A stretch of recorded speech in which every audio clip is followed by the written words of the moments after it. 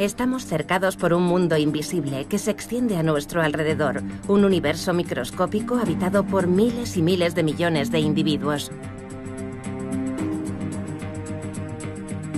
Algunos se han instalado en nuestros hogares, en nuestra piel e incluso en nuestros cuerpos. Sin embargo, llevamos décadas combatiendo contra estos invasores.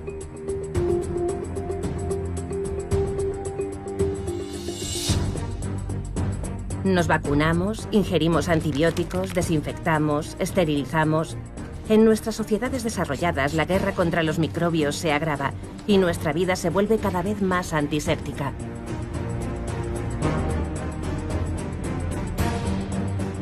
Utilizando este tipo de medidas higiénicas, hemos conseguido reducir la mortalidad infantil y la propagación de enfermedades infecciosas.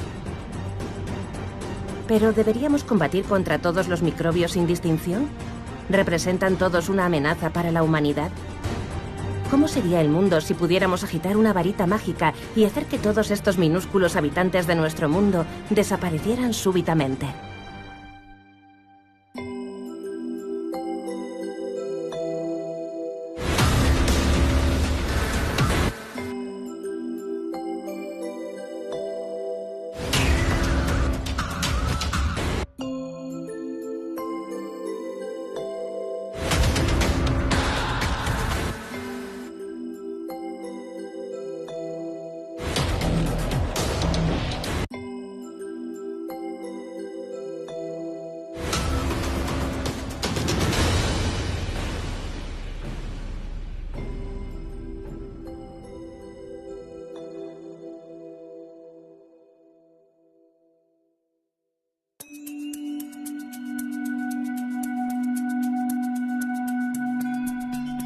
Hace 3.800 millones de años, la Tierra estaba cubierta de agua. En la superficie, islas emergentes de la corteza terrestre formaban los primeros continentes.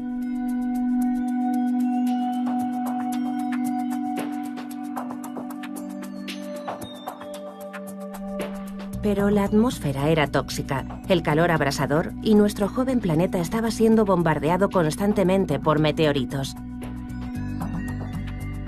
Sin embargo, fue exactamente en ese periodo cuando en el fondo de nuestros océanos comenzaron a aparecer los primeros seres vivos, las bacterias. Estos microorganismos formados por una sola célula son los antepasados de todas las otras formas de vida.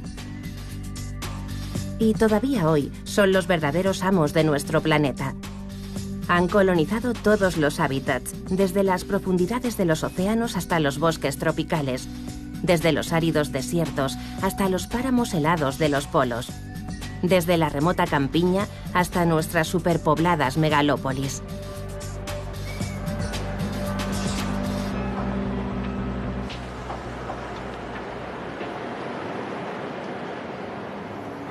Chicago, en el noreste de Estados Unidos, está como todos los pueblos y ciudades, habitado por muchos más microbios que seres humanos.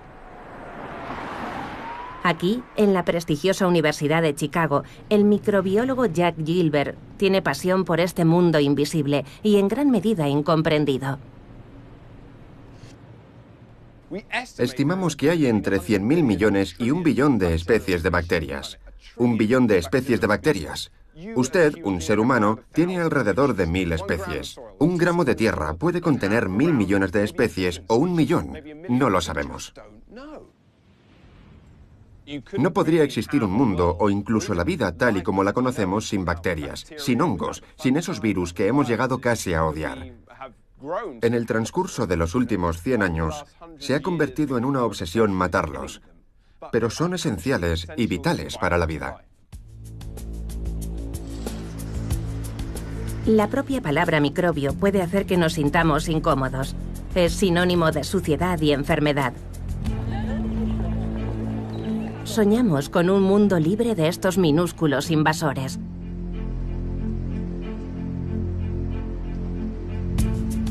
Sin embargo, sin ellos, tendríamos serios problemas. Empezando por aquellos que han tomado nuestro cuerpo como residencia.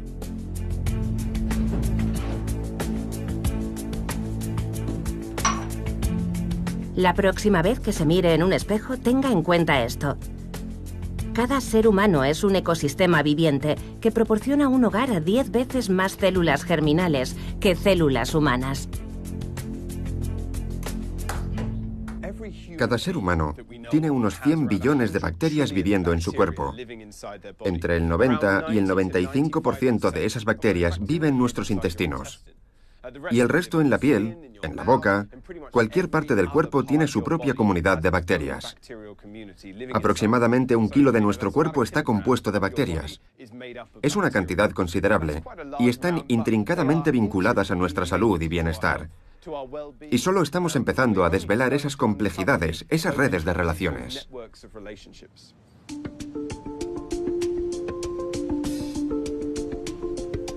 Desde hace varios años, la comunidad científica internacional trabaja duramente para intentar desvelar los secretos de estos sorprendentes organismos.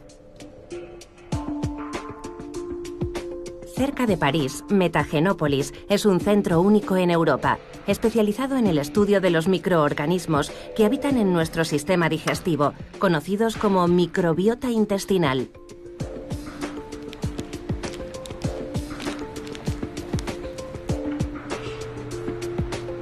Cada día los equipos que trabajan aquí reciben unas muestras bastante peculiares y un tanto hediondas. Los científicos la denominan materia fecal o, coloquialmente, excrementos humanos.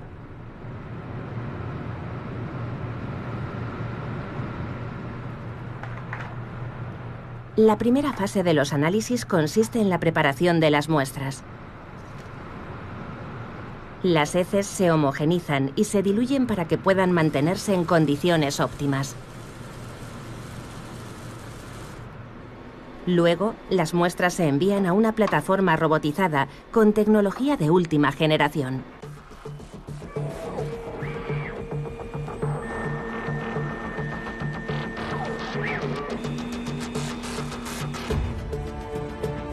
Las paredes celulares de los microorganismos se destruyen, dejando solo su ADN.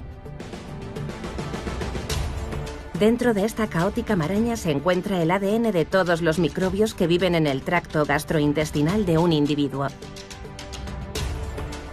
Esta jungla de genomas se divide entonces en fragmentos regulares que posteriormente se copian a sí mismos miles de veces, utilizando un cóctel de moléculas específicas.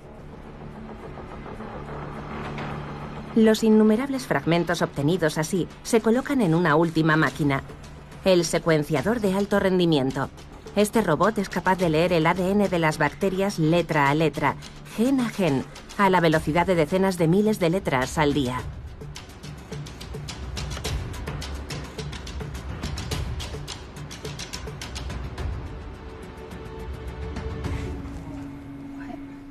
La masa de datos así obtenida es entonces clasificada y analizada, utilizando software bioinformático especializado.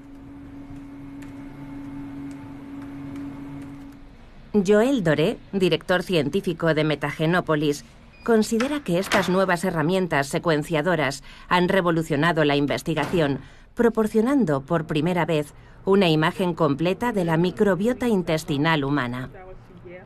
La microbiología clásica requiere el uso de cultivos para desarrollar las bacterias, pero haciéndolo así, estábamos perdiendo una gran parte de la microbiota intestinal humana dominante.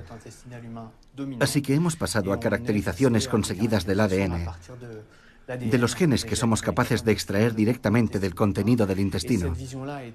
Y esto nos ha proporcionado una visión nueva. Hemos sido capaces de identificar miles y miles de especies.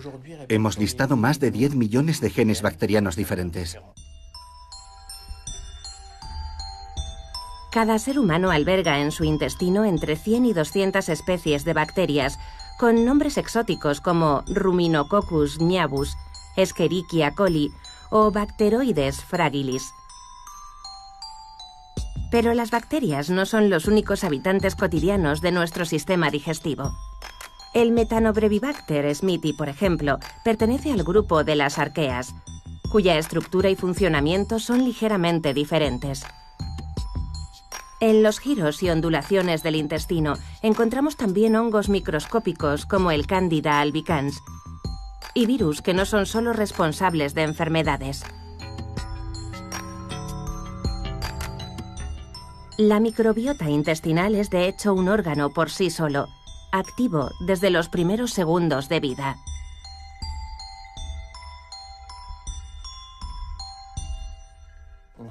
El feto, en el útero, es estéril y en el nacimiento descubre el mundo de los microbios. Entonces se producen importantes desarrollos condicionados por la forma en que nace el bebé, ya sea vaginalmente o mediante cesárea, por exposición a antibióticos u otros tratamientos y por la alimentación también, ya sea con leche materna o de fórmula. Luego, de forma gradual, durante los primeros 3 años más o menos, la microbiota se construye, se diversifica y se convierte en extraordinariamente estable. Desde nuestro primer llanto hasta nuestro último aliento, estos seres invisibles están colonizando cada rincón de nuestro sistema digestivo. Y a cambio de alojamiento y comida, nos proporcionan todo tipo de servicios. Sin ellos, no seríamos capaces de digerir adecuadamente ni de sintetizar moléculas esenciales como las vitaminas. Estaríamos también sin protección contra la intrusión de organismos patógenos. Nuestro sistema inmunológico fallaría completamente. Una persona sin microbiota sería una persona amenazada de muerte inminente.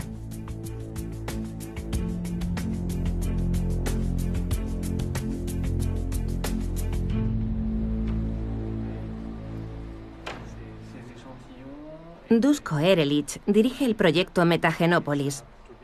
Este reconocido profesor es uno de los pioneros en el estudio de la microbiota intestinal. No alberga ninguna duda sobre la enorme importancia que este mundo invisible tiene para nuestra salud. El tener numerosas especies microbianas parece que está relacionado con una mejor salud general. Por otro lado, una pérdida de esta riqueza puede asociarse con comunidades microbianas que producen menos cantidades de sustancias necesarias para la salud de nuestro intestino y con una producción elevada de sustancias proinflamatorias. Y hay que señalar que la inflamación es en realidad un componente de muchas, o tal vez de todas las enfermedades crónicas que están en constante aumento desde hace décadas en nuestras sociedades.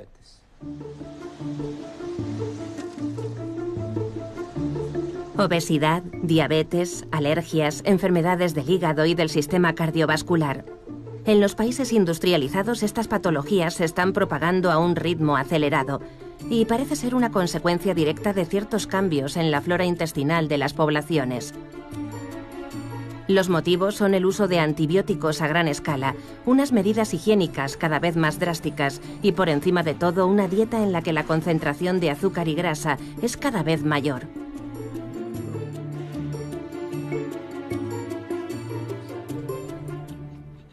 Podemos detectar esta pérdida de riqueza con un 95% de precisión. Así que podemos saber qué personas están en riesgo. Y hemos visto que la intervención nutricional puede ayudar a recuperar al menos parte de esa riqueza. Y tenemos 2 elementos para prevenir la enfermedad crónica: detección del riesgo y alivio del riesgo. Según los expertos, el consumo de abundante fibra es muy importante en cuanto a la regeneración de la diversidad de nuestra flora intestinal y, por consiguiente, en la prevención o incluso la cura de estas enfermedades crónicas. En un futuro próximo, puede que seamos capaces de tratar los alimentos de esta forma, vía intestinal. Dietas especiales, la ingesta de microorganismos para restablecer el equilibrio y el perfeccionamiento de nuevos medicamentos, inspirados por la acción de los microbios presentes en nuestro cuerpo. Ya están siendo exploradas varias vías, entre ellas los denominados trasplantes fecales.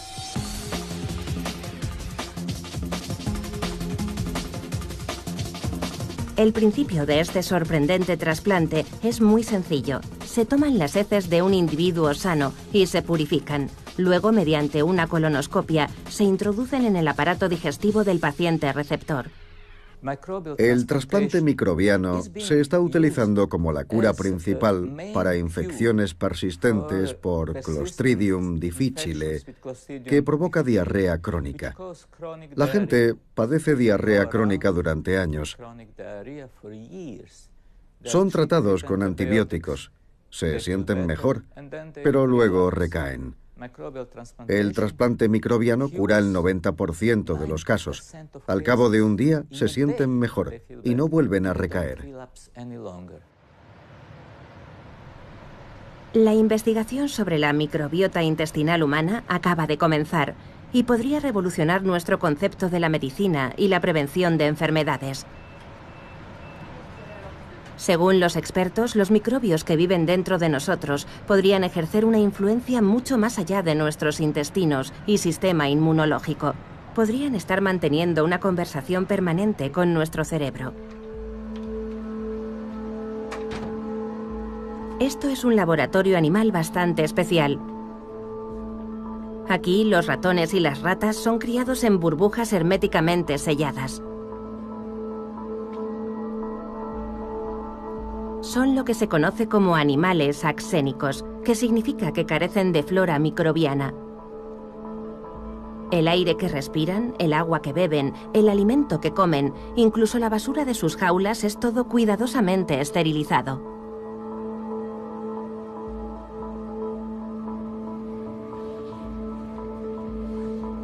Laurent Nodon es neurofarmacólogo. Está estudiando los niveles de ansiedad en ratones axénicos.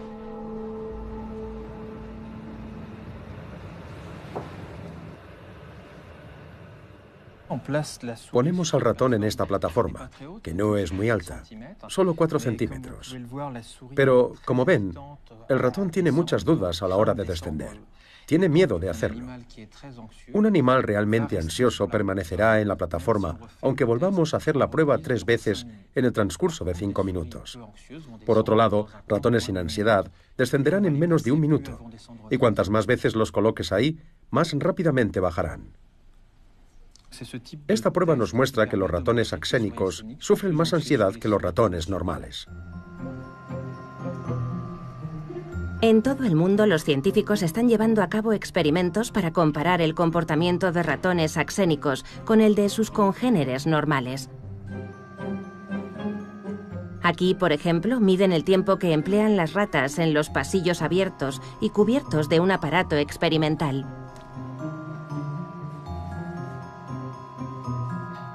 Habitualmente un animal normal explorará más las zonas abiertas, mientras que una rata axénica que sufre una mayor ansiedad tiende a esconderse en las sombras. Este vínculo entre la microbiota y el cerebro en la neurobiología representa algo totalmente nuevo, algo que nadie tomaba en consideración. Hablar de un vínculo entre la microbiota y el cerebro hace 5 o 6 años habría hecho sonreír a la gente. Ha sido en los últimos años cuando nos hemos dado cuenta de este importante vínculo que no habíamos tenido en cuenta. Y puede cambiar por completo nuestro enfoque en lo que concierne a las enfermedades psiquiátricas y a las terapias que utilizamos para estas enfermedades. La investigación en los humanos no ha hecho más que empezar. Los primeros resultados parecen indicar que nuestras bacterias intestinales tienen una influencia en algunos aspectos de nuestro comportamiento y pueden incluso influir en enfermedades neurológicas graves como el autismo, el Parkinson o el Alzheimer.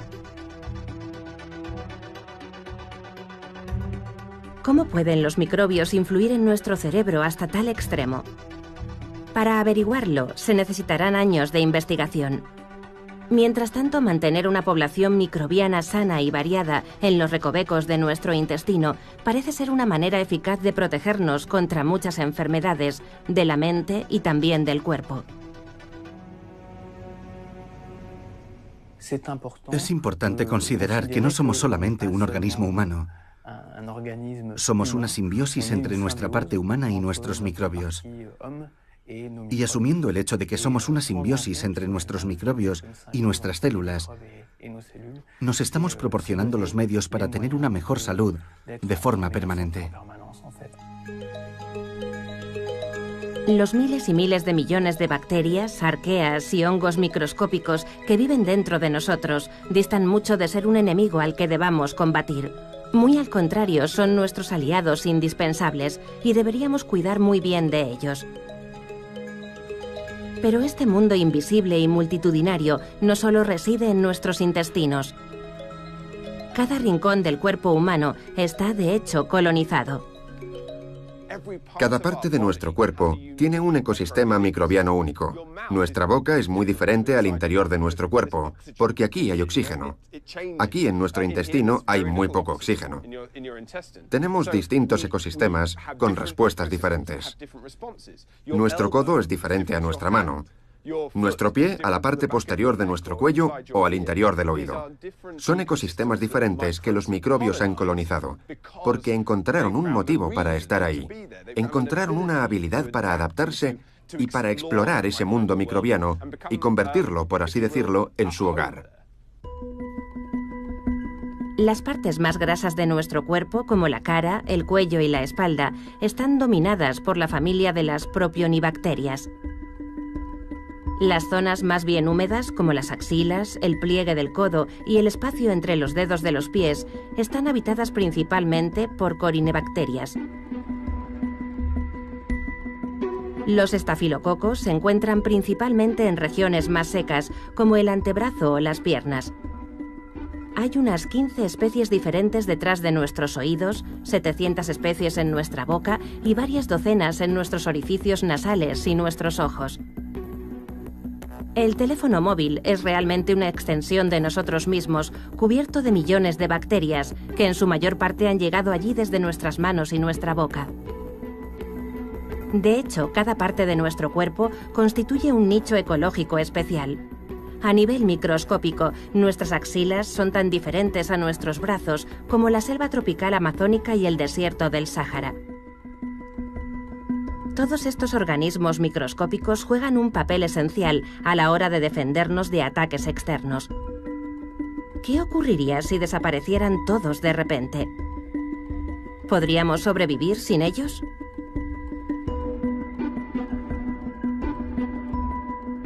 Como las ratas y los ratones axénicos del laboratorio, tendríamos que vivir dentro de una burbuja, un entorno perfectamente estéril que nunca podríamos abandonar.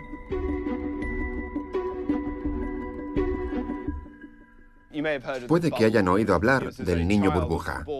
Un niño que nació con una inmunodeficiencia severa. No podía sobrevivir en el mundo exterior porque habría sido atacado por patógenos y habría muerto. Su cuerpo no podía controlar las bacterias. No podía tener contacto físico. Nunca pudo ser abrazado por su madre. Es una forma horrible de existir en el mundo. Y murió por una infección patógena que contrajo. A mí no me gustaría vivir esa vida. Sería una existencia sin sentido. Un intento absurdo querer permanecer así de estéril. Porque nuestro cuerpo no se desarrollaría correctamente. Tendríamos anomalías de comportamiento. Nuestra fisiología estaría indebidamente distorsionada. Nadie debería intentar vivir en una burbuja. Podríamos vivir fuera de esa burbuja si agitando una varita mágica hiciéramos desaparecer todos los microbios del mundo. Algo que es, por supuesto, inimaginable, ya que los microorganismos están en todas partes en nuestro entorno. Nuestros hogares, por ejemplo, son refugios de microbios. Desde el suelo hasta el techo, desde el baño hasta la cocina, todos nuestros esfuerzos por limpiar y desinfectar son inútiles. Miles de millones de bacterias comparten discretamente con nosotros cada momento de nuestra vida. Por fortuna, el 99% no representa ningún peligro para nosotros, algo que no constituye ninguna sorpresa, ya que prácticamente todas ellas proceden de nuestros propios cuerpos. La gente estaba, básicamente, poblando el microbioma de ese entorno que no tenía su propio microbioma. Si nos mudamos a vivir a una casa, incluso a una casa en la que previamente ha vivido alguien, nosotros colocaremos nuestro microbioma en ese entorno, configurando esa biodiversidad con las bacterias de nuestra piel, boca, tracto intestinal, configurando ese ecosistema.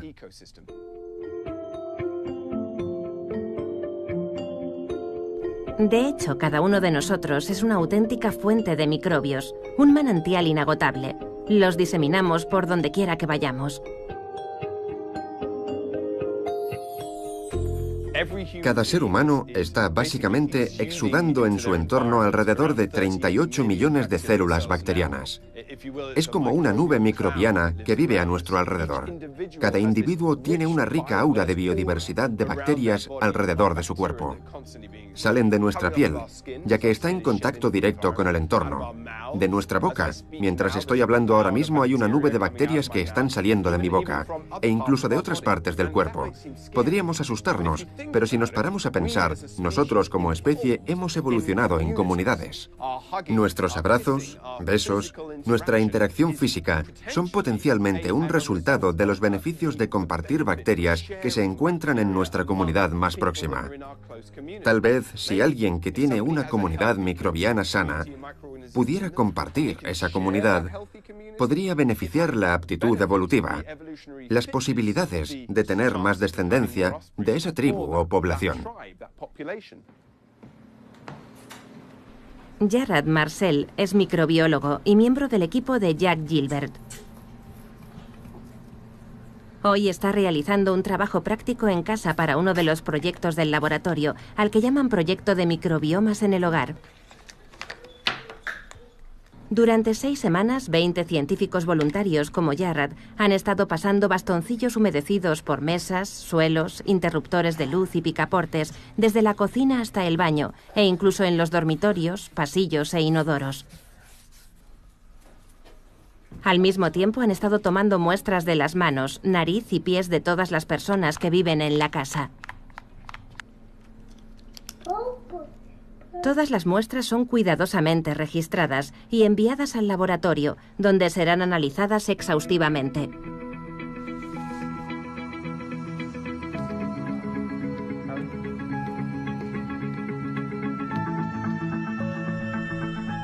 Uno de los objetivos es determinar con exactitud cómo intercambiamos nuestros microbios con nuestro entorno y con las personas que nos rodean. Mediante la compilación de decenas de miles de datos, Jarrad y sus colegas han trazado las redes de interacción en cada uno de los hogares estudiados. Todos los puntos marcados en rojo corresponden a muestras humanas: las manos, los pies, la nariz. Y los puntos azules son muestras del entorno, como suelo, cocina, pomos, encimera. Lo que estamos viendo, en este caso en la casa de Jack, son movimientos directos de bacterias. Las bacterias de las manos, por ejemplo, probablemente acaban en la encimera, en los pomos o en los interruptores de luz. Las bacterias de los pies acaban en el suelo y en los elementos asociados con el suelo. También observamos interacciones directas entre los habitantes de la casa. Por ejemplo, la mano de una persona es probable que toque la mano de otra. Es probable que Jack abrace a sus hijos o que bese a su mujer. Es decir, interacciones normales en la vida de cualquier hogar. Cada área de nuestra casa está habitada por ecosistemas microbianos específicos, procedentes de las diferentes partes de nuestro cuerpo.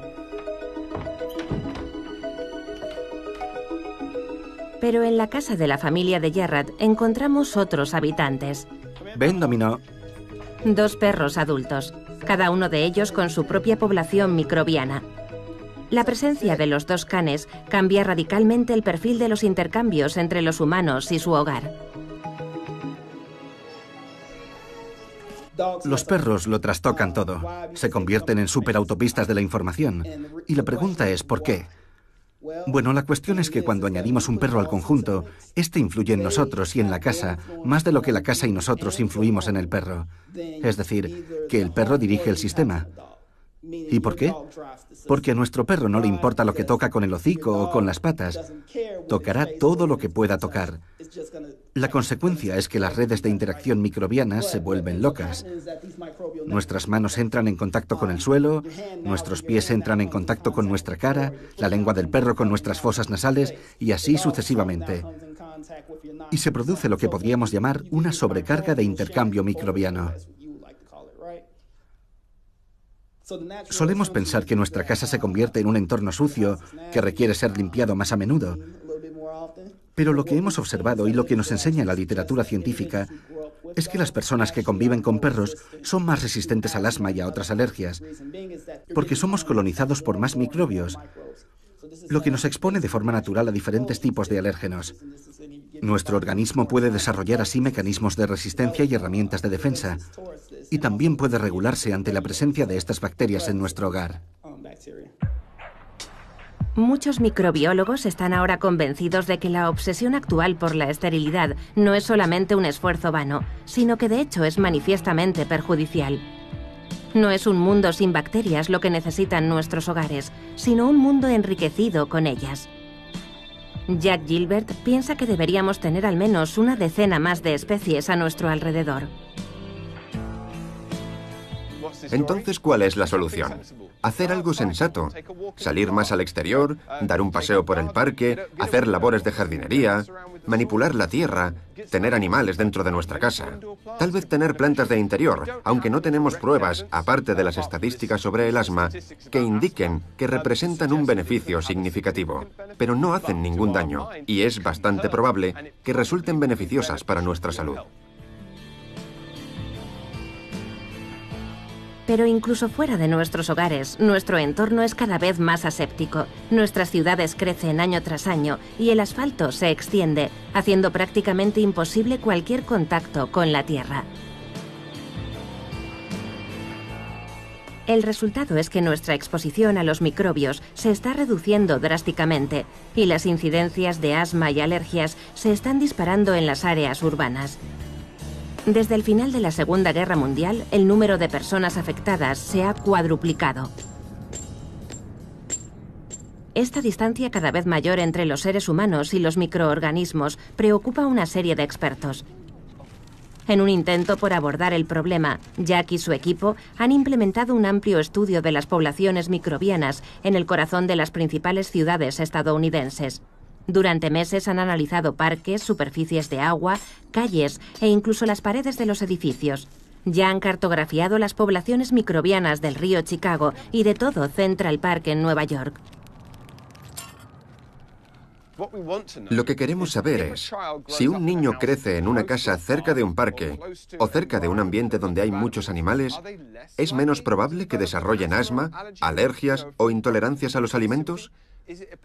¿Es posible que rediseñando nuestras ciudades y aumentando la microbiodiversidad a la que están expuestos nuestros hijos en un entorno urbano, podamos aliviar estas condiciones y mejorar su calidad de vida? En las grandes ciudades modernas existen unas pocas zonas dispersas, como parques y ríos, con una rica microbiodiversidad.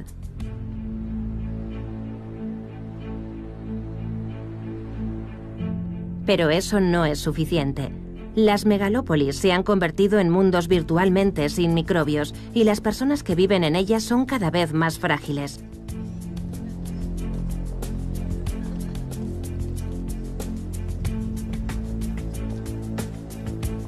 ¿Entonces la solución sería irse a vivir al campo? Un estudio científico reciente parece ir en ese sentido.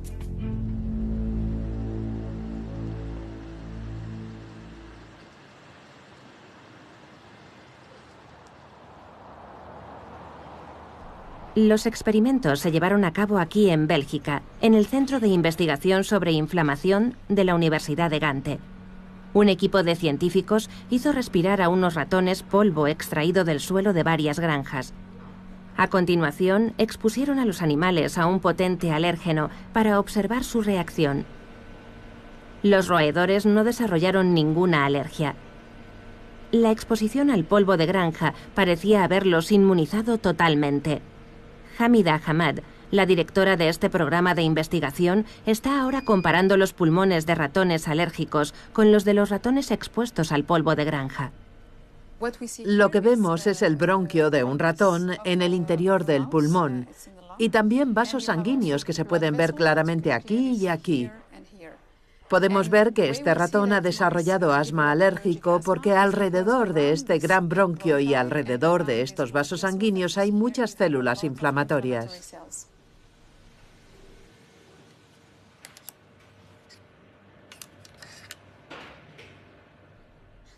Aquí vemos de nuevo el bronquio de un ratón y aquí los vasos sanguíneos. Y lo primero que observamos en este ratón es que no hay células inflamatorias alrededor de los vasos sanguíneos. El espacio está bastante vacío y tampoco hay nada alrededor de este bronquio que sugiera la presencia de células inflamatorias. Eso significa que está sano y no ha desarrollado asma.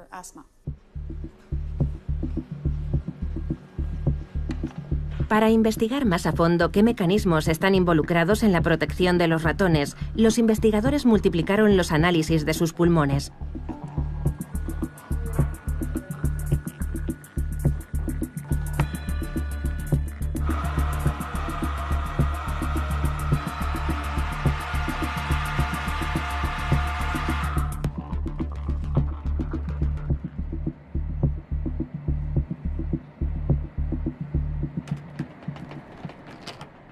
Cuando observamos de nuevo los genes que se expresan en estas células epiteliales previamente expuestas al polvo de granja, vemos un fuerte aumento de la expresión de una enzima llamada A20. Y esta enzima detiene toda la cascada de señalización necesaria para activar las células epiteliales, de modo que ya no reaccionan ante la presencia de un alérgeno. ¿Qué es lo que ha causado el aumento de la expresión de la enzima A20 y la supresión de la reacción inflamatoria? Los científicos intentan responder a este interrogante, pero existen ya varias moléculas sospechosas y dichas moléculas provienen precisamente de las bacterias presentes en las granjas. El profesor Bart Lambrecht es neumólogo. Ha estado trabajando con Hamida Hamad en el estudio del polvo de granja. ¿Siente mucho dolor? Mi marido está resfriado. ¿Y le ha afectado a usted? Sí, lo he notado. Muy bien. Llevando a cabo un seguimiento de cerca de 2.000 niños durante varios años, el profesor Lambrecht ha demostrado que estos mismos resultados podrían lograrse con otras personas. Los niños que crecen en granjas están protegidos contra todo tipo de alergias respiratorias. Pero para adquirir esta inmunidad hay que estar expuesto desde muy temprana edad. Solo parecen protegernos durante los 2 primeros años de vida. Podría tener que ver con el hecho de que el sistema inmunológico todavía está en desarrollo. Nuestro sistema inmunológico no madura realmente hasta la edad de 2 o 3 años. Y durante este primer periodo puede ser educado. La segunda explicación en la que estamos trabajando es que esos 2 primeros años de vida constituyen también el periodo en el que el pulmón se está desarrollando.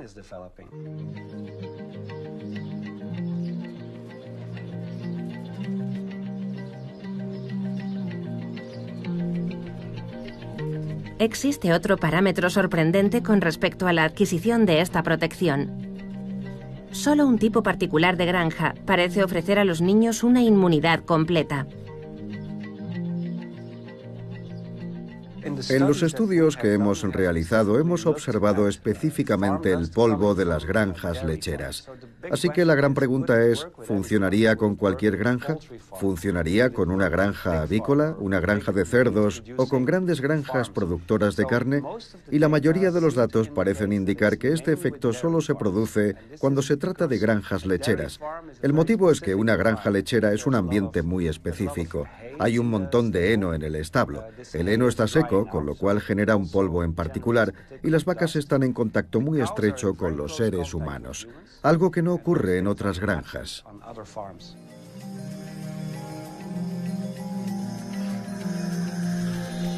¿Significa esto que tenemos que sacar a nuestros bebés del ambiente urbano y llevarlos a visitar granjas lecheras? No es tan simple. Los datos parecen indicar que tendrían que pasar en la granja varias horas al día y varios días a la semana para adquirir una protección real.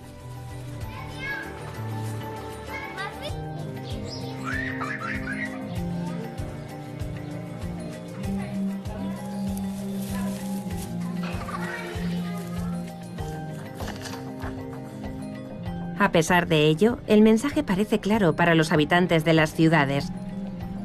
Incluso sin adquirir una inmunidad total, podemos al menos limitar los riesgos, enriqueciendo nuestro ambiente microbiano.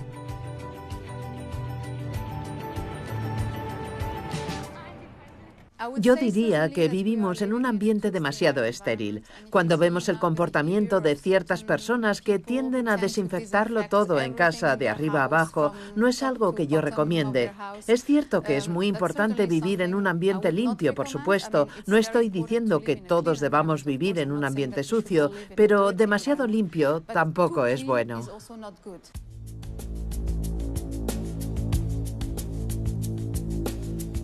No existe la menor duda del papel primordial que desempeñan los microorganismos en nuestra vida cotidiana.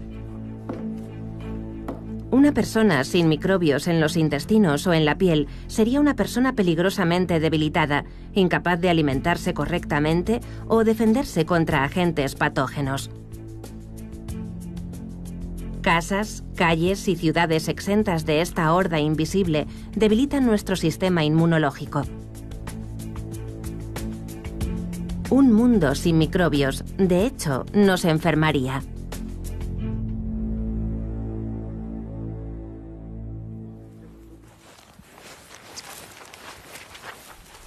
Pero la importancia de estos miles de millones de organismos microscópicos va mucho más allá de nuestra salud. Uno de los principales hábitats de los microbios apenas se tiene en cuenta, y sin embargo está justo debajo de nuestros pies.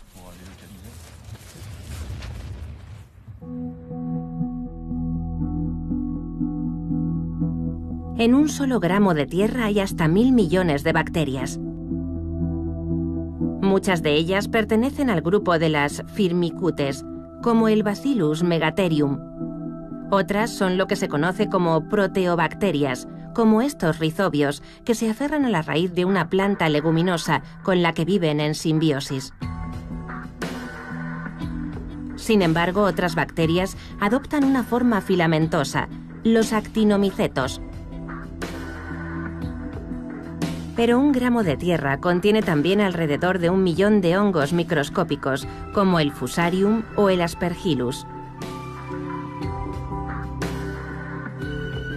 Todos estos microorganismos se concentran en los primeros 30 a 40 centímetros de tierra, donde hay oxígeno y alimento suficiente, y constituyen el mayor reservorio de vida de todo el planeta.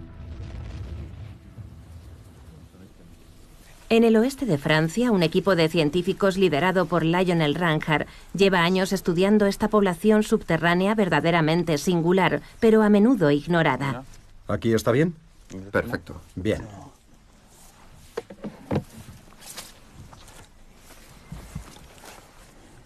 Ah, muy bien. Hoy están tomando muestras de diferentes tipos de suelo para comparar la biodiversidad que hay en cada uno de ellos. Hay una enorme densidad vegetal. En el suelo hay muchas raíces visibles, por lo que incluso antes de realizar los análisis, sabemos que en este suelo, con una textura fina, bajo una cubierta vegetal permanente y bastante rica en materia orgánica, deberíamos encontrar multitud de microorganismos. Ahora se dirigen al campo vecino de colza.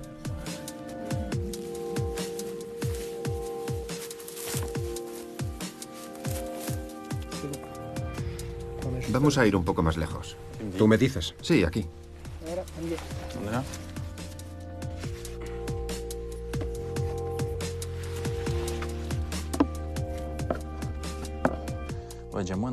Hay menos raíces que en el otro campo. Por el tipo de raíces se puede ver que se trata de colza y nada más. Durante meses, los científicos han estado analizando más de 2000 muestras de suelo tomadas en todo el territorio francés. Bosques, viñedos, huertos, tierras de cultivo, todos estos tipos de suelo han sido analizados exhaustivamente.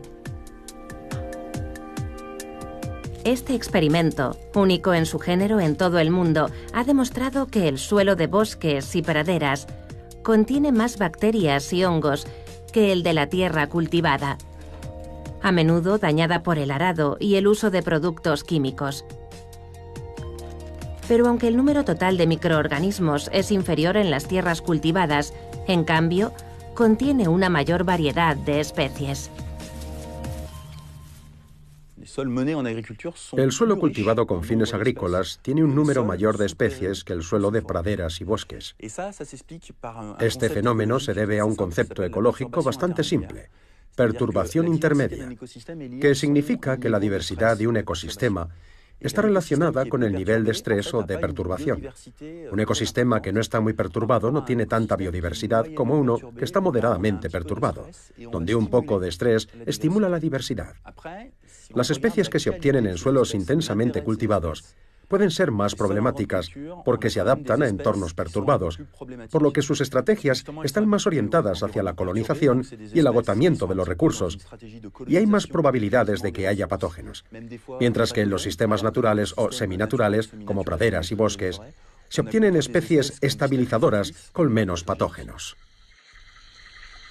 Estas bacterias que Lionel llama estabilizadoras, que se encuentran en ecosistemas menos perturbados, desempeñan un papel crucial a la hora de mantener la buena salud del suelo.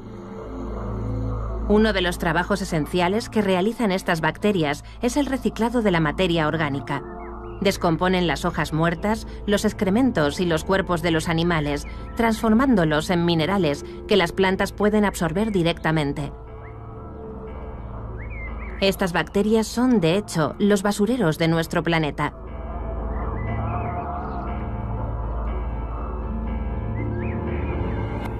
Los experimentos de laboratorio han demostrado que cuanto más numerosa y diversa sea la población de bacterias, más eficaz será el reciclado. Si se reduce la diversidad microbiana alrededor de un 30%, se reduce la mineralización del material orgánico en el suelo entre un 30 y un 40%. Eso supone una pérdida de la fertilidad biológica. También examinamos la supervivencia de los patógenos. Lo que hicimos fue añadir un agente patógeno humano, la Listeria monocitogenes, que normalmente no se encuentra en el suelo. Comprobamos que no podía establecerse donde había un nivel máximo de diversidad. Pero si la diversidad se diluía, la Listeria era cada vez más capaz de sobrevivir. Pudimos detectarla de 30 a 40 días después de haberla agregado, tiempo suficiente para convertirse en una amenaza epidemiológica, es decir, en una fuente de enfermedad. Por lo tanto, los suelos empobrecidos son menos eficientes y más vulnerables a la invasión por microorganismos patógenos, peligrosos no solo para los cultivos, sino también potencialmente para nuestra salud. Sin embargo, un suelo sano nos proporciona protección contra los ataques, aumentando su fertilidad, al tiempo que almacena carbono, purifica el agua y limpia la contaminación. El equilibrio crucial de nuestro suelo está controlado por los miles de millones de los llamados microbios buenos que viven allí. Todavía estamos muy lejos de conocer todas las especies que viven bajo nuestros pies o todos los beneficios que nos aportan, pero las investigaciones continúan incansablemente. Y una cosa al menos está clara: sin estos microorganismos, nuestros suelos morirían, y nosotros con ellos. El suelo es como un tubo digestivo, es un digestor. Lo alimentamos con productos químicos o con productos orgánicos, y él los transforma para obtener productos agrícolas o un ecosistema natural y equilibrado. Si nos deshacemos de estos microorganismos, estaríamos eliminando el estómago del ecosistema y moriría. Las plantas no crecerían, el material orgánico se acumularía sin descomponerse y el sistema moriría, incluidos los seres humanos. Si el suelo no es utilizable, no hay más producción primaria ni producción vegetal. Un mundo sin microbios es inconcebible.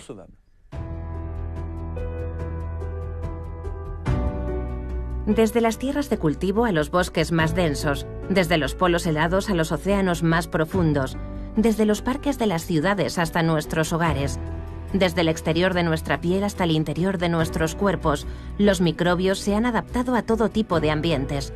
Y sin darnos cuenta, toda nuestra existencia depende de este mundo invisible.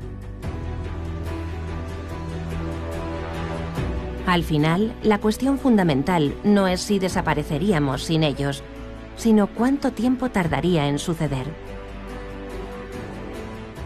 Si los hongos, las bacterias y los virus desaparecieran repentinamente, todos nosotros como especie probablemente sobreviviríamos, porque el agente más susceptible de causarnos la muerte es una bacteria, un virus o un hongo, el ataque de un patógeno.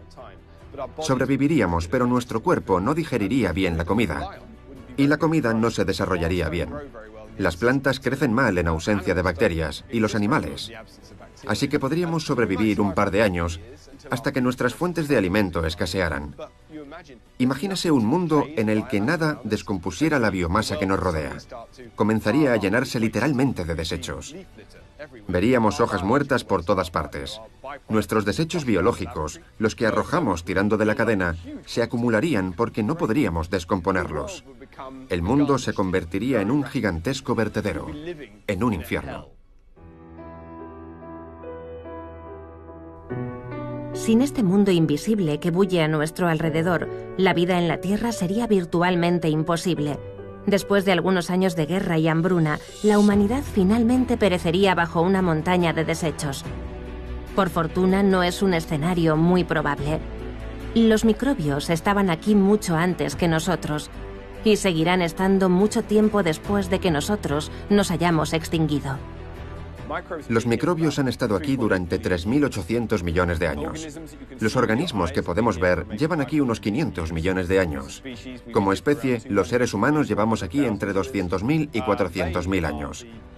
Los microbios son la verdadera forma de vida de este planeta. Nosotros somos solo un destello. Ellos nos han colonizado y seguirán aquí después de nuestra desaparición como especie.